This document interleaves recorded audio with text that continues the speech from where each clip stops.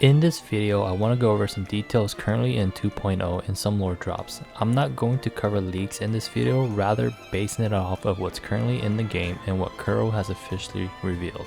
I think this is a way of Kuro dropping hints of what some of these future Resonators may have in their kits. Recently, Kuro has posted on their social media platforms information about negative status. Negative status has always been in the game since 1.0, just that we weren't able to inflict it upon enemies until 2.0. The other hints are in the 2.0 echo sets.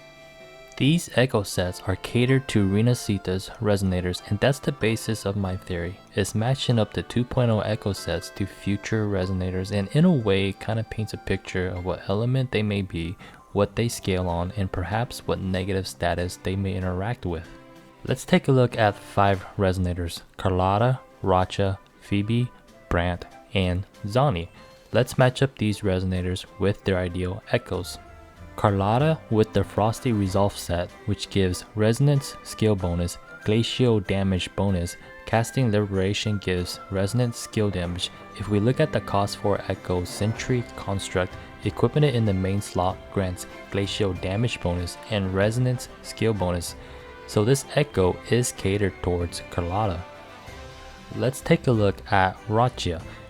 She's a Havoc Resonator whose outro buffs basic attack and Havoc damage, and so she's paired up with the Midnight Veil set, which gives additional Havoc bonus and on outro deals Havoc damage and buffs incoming Resonators with additional Havoc bonus. During her trial run, she is paired up with Nightmare Impermanence Heron. Equipping it in the main slot grants Havoc damage bonus and Resonance skill damage bonus. Now let's move on to Phoebe. The new Eternal Radiance set caters to Phoebe as her kit involves the Spectral Frazzle negative status. It buffs spectral damage, increases crit rate on enemy afflicted with 10 stacks of Spectral Frazzle. The cost for Echo Nightmare Morning Ikes grants spectral damage bonus and deals additional damage to enemies inflicted with Spectral Frazzle. Now let's move on to Brant. Brant is a fusion resonator, and there isn't really a set that is specific to fusion. However, if we look at the available 2.0 cost for echoes, Dragon of Dirge grants fusion bonus and basic attack bonus. We see that it belongs to the Tide Breaking Courage set, and it gives energy regen, increases attack, reaching 250% energy regen, grants all attribute damage. This tells me that Brant is going to scale off energy regen and basic attack potentially. I'd also be curious to see if he deals the negative status Fusion Burst. When Fusion Burst effect is stacked to its max, all stacks will be removed and trigger an explosion. And then we have Zani. There hasn't been any visual clues on what her element may be or how her kit works other than that one scene where she appears to be holding a shield. However, being the last Resonator of the original 5, there is only one last Echo set that has yet to be claimed, and that is the Imperium Anthem set. If we look at the available costs for Imperium Anthem set, we have Nightmare, Tempest, Memphis, and Hecate. Since Racha is the Havoc Resonator of the 5, I think potentially that leaves Zani with the Electro element. So hypothetically, if this pattern plays out, Zani could be an Electro Resonator with coordinated attack in her kit. Let's look at the negative status Electro Flare. When the number of Electro Flare effect stack is 4 or below, the target's attack is reduced by 5%. When there are 5 stacks, the attack is reduced by 7% instead, and the target is magnetized, affecting their movement when encountering certain mechanism. If stacked to its max, Electro Flare effect reduces attack by 10%.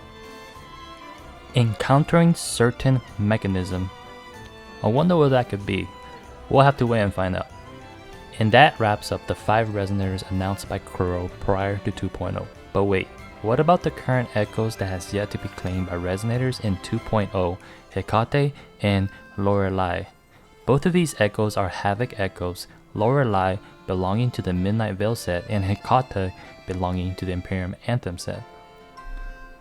Does this imply there are 2 more Havoc Resonators and possibly they will synergize well with each other, and if so, who could they be? In the teaser shown at the end of the 2.1 livestream, we see what appears to be nobles gathered around this area. A lady shows up and says, "Together we dive into the seas of ghosts." Lore drop. this is possibly Cantarella. In the next scene, she brings out jellyfishes. These jellyfishes are the same ones found floating around Portovino Castle, which is where the current head of the Phasalia family resides. In-game dialogue between Phasalia members also mentions Lady Cantarella, signifying she's up there in the hierarchy of the Phasalia family. The Phasalia specializes in poison, and the element I feel represents that best is Havoc. Let's take a look at the negative status Havoc Bane. Some Havoc attack will apply a stackable Havoc Bane effect to the target. While Havoc Bane effect lasts, the number of its stack is automatically increased by 1 periodically. Havoc Bane effects can stack up to 2 times. When it is stacked to its max, all stacks will be removed and deal Havoc damage to the target, while applying Havoc Bane effect to the surrounding characters. Let's take another look at this area, specifically at the floor pattern. This location appears to be the area right above Lorelei's arena. Lorelei grants Havoc bonus and basic attack bonus, so is Cantarella going to be a Havoc Resonator who deals basic attack damage and inflicts Havoc Bane? And if so, who takes Hecate?